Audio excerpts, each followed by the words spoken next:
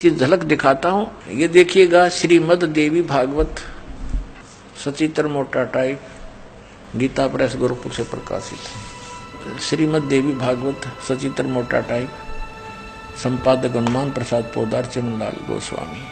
प्रकाशक व मुद्रक हैं गीता प्रेस गोरखपुर, गोविंद भवन कार्यालय, कोलकाता का संस्थान। इसका पहला स्कंद पढ़ते हैं और पृष्ठ 28 पर अब देखना। एक समय नारद जी और व्यास जी का संवाद हुआ। नारद जी से व्यास जी ने प्रश्न किया तो नारद जी ने उसका उत्तर दिया। नारद जी ने कहा, महाभाग व्यास जी, तुम इस विषय में जो पूछ रहे हो ठीक यही प्रश्न मेरे पिताजी ने भगवान श्री हरि से किया था। देवा अधिदेव भगवान जगत के स्वामी हैं। लक्ष्मी जी उनकी सेवा में उपस्थित रहती हैं। दिव्य कौस्तुमणि उनकी शोभा बढ़ाती है। वे शंख चक्र गदा लिए रहते हैं, पीतांबर धारण करते हैं, 4 भुजाएं। वे चराचर जगत के आश्रयदाता हैं। ये विष्णु जी की महिमा कर रहे हैं। नारद जी के ब्रह्मा जी ने बताई थी। जगत गुरु एवं देवताओं के भी देवता हैं। ऐसे जगत प्रभु भगवान श्री हरि महान तप कर रहे थे। उनकी समाधि लगी थी। यह देखकर मेरे पिता ब्रह्मा जी को बड़ा आश्चर्य हुआ। अतः उन्होंने जानने की इच्छा प्रकट की। ब्रह्मा जी ने पूछा, प्रभु, आप देवताओं के अध्यक्ष, जगत के स्वामी और भूत भविष्य एवं वर्तमान सभी जीवों के एकमात्र शासक हैं। भगवान, फिर आप क्यों तपस्या कर रहे हैं और किस देवता की आराधना में ध्यान मग्न है? मुझे असीम आश्चर्य तो यह हो रहा है कि आप देवेश्वर एवं सारे संसार के शासक होते हुए भी समाधि लगाए बैठे हैं। ये तो है ज्ञान श्री ब्रह्मा जी का विष्णु जी को सर्वेश्वर बता रहा है। ब्रह्मा जी के विनीत वचन सुनकर भगवान श्री हरि यानी विष्णु जी बोले। श्री हरि कहने लगे, ब्रह्मन सावधान होकर सुनो, मैं अपने मन का विचार व्यक्त करता हूँ। देवता, दानव और मानव सब यही जानते हैं कि तुम सृष्टि करते हो, मैं पालन करता हूँ और संकर संहार किया करते हैं। किंतु फिर भी वेद के पारगामी पुरुष अपनी युक्ति से यह सिद्ध करते हैं कि रचने, पालने और संहार करने की यह योग्यता जो हमें मिली है, इसकी अधिष्ठात्री शक्ति देवी है, दुर्गा है। वे कहते हैं कि संसार की सृष्टि करने के लिए तुम में राजसी शक्ति का संचार हुआ है, यानी ब्रह्मा जी रजगुण और मुझे सात्विक शक्ति मिली है, विष्णु जी सतगुण। रुद्र में तामसी शक्ति का आविर्भाव हुआ है, यानी शिव जी ये तमोगुण। उस शक्ति के अभाव में तुम इस संसार की सृष्टि नहीं कर सकते, मैं पालन करने में सफल नहीं हो सकता और रुद्र से संहार कार्य भी नहीं हो सकता। हम सभी उस शक्ति के सहारे ही अपने कार्य में सदा सफल होते आए हैं। सुअर प्रत्यक्ष और परोक्ष दोनों उदाहरण मैं तुम्हारे सामने रखता हूँ, सुनो। यह निश्चित है कि उस शक्ति के अधीन होकर ही मैं इस शेष नाग की सैया पर सोता और सृष्टि करने का अवसर आते ही जग जाता हूँ। मैं सदा तप करने में लगा रहता हूँ और उस शक्ति के शासन से कभी मुक्त नहीं रह सकता। कभी अवसर मिला तो लक्ष्मी के साथ सुखपूर्वक समय बिताने का सौभाग्य प्राप्त होता है। मैं कभी तो दानों के साथ युद्ध करता रहता हूँ। अखिल जगत को भय पहुंचाने वाले दैत्यों के विकराल शरीरों को शांत करना मेरा परम कर्तव्य हो जाता है। और देखो, यहाँ कमाल कर दिया, अपने आध्यात्मिक नॉलेज में तोड़ पाड़ दिया। श्री विष्णु जी कह रहे हैं कि मुझे सब प्रकार से शक्ति यानी दुर्गा, प्रकृति देवी के अधीन होकर रहना पड़ता है। उन्हीं भगवती शक्ति का मैं निरंतर ध्यान किया करता हूँ। ब्रह्मा जी मेरी जानकारी में, मेरे आध्यात्मिक ज्ञान में, स्पिरिचुअल नॉलेज के आधार से विष्णु जी कह रहे हैं, ब्रह्मा जी मेरी जानकारी में इन भगवती शक्ति से बढ़कर दूसरे कोई देवता नहीं। अब आ गया अंत श्री ब्रह्मा और श्री विष्णु जी के अध्यात्म ज्ञान का।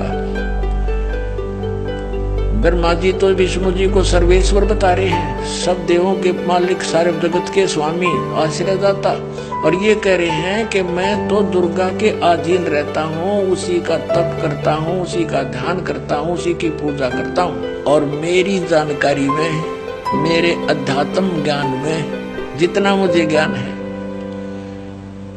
इस दुर्गा से ऊपर कोई भगवान नहीं। ये आ गया अंत श्री विष्णु जी के अध्यात्म ज्ञान का। अब श्री दुर्गा जी क्या कहती है, देवी जी क्या कहती हैं, हिमालय राजा को अपना अध्यात्म ज्ञान बताते समय देखिएगा।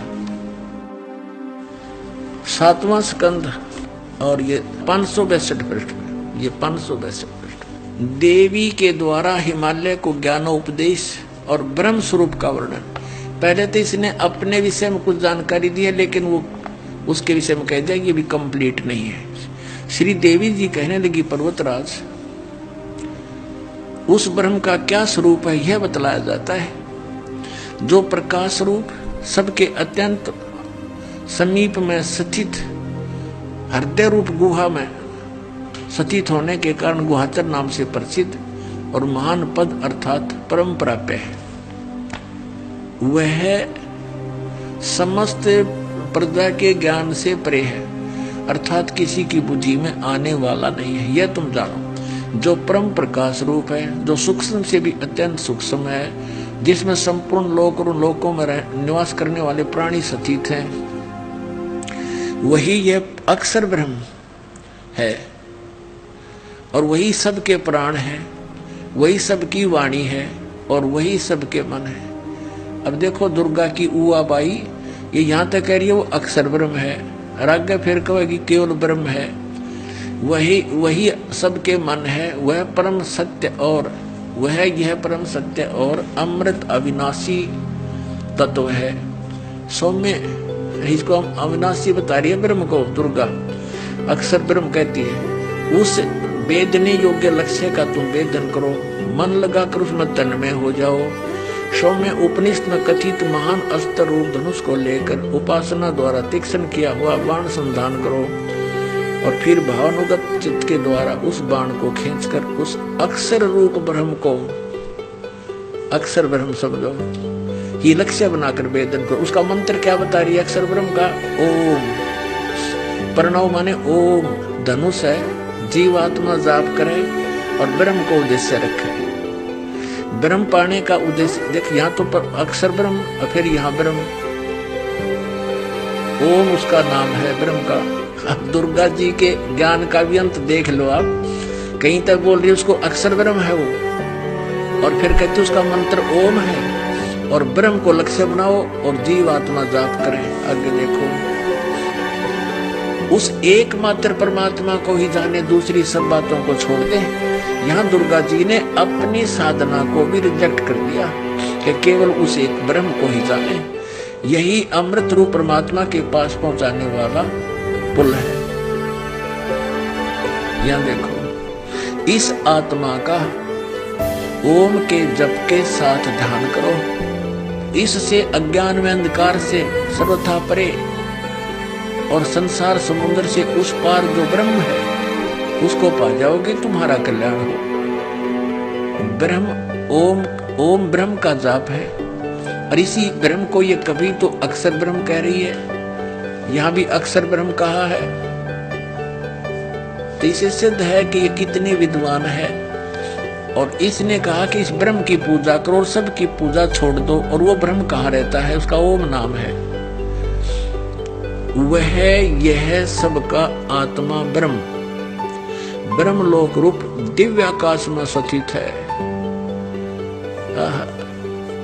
ये ब्रह्मलोक में रहता है अपने आत्माओं। यही यजुर्वेद अध्याय नंबर 40 के मंत्र नंबर 17 में स्पष्ट है। वेद ज्ञान दाता ये ब्रह्म है। ये कहता है कि मैं ऊपर अंतरिक्ष में ब्रह्मलोक में रहता हूँ, स्वर्ग में रहता हूँ, और वो परमात्मा तो प्रोक्ष है, वो तो गुप्त है, उसकी जानकारी हमें नहीं है। वो तत्वदर्शी संतों से पूछो। यजुर्वेद अध्याय नंबर 40 के मंत्र 10 से लेकर 13 में तत्वदर्शी संतों की पहचान भी बताई है और उन्हीं से जानने के लिए कहा है पूर्ण कंप्लीट स्पिरिचुअल नॉलेज को, यानी पूर्ण अध्यात्म ज्ञान को तत्वदर्शी संतों से ही पूछो। अब आपने देख लिया दास ने कट गए फंद 84 के, रकट गए फंद 84 के। भाई जो गुरु बचन पे डट गए, रकट गए फंद 84 के।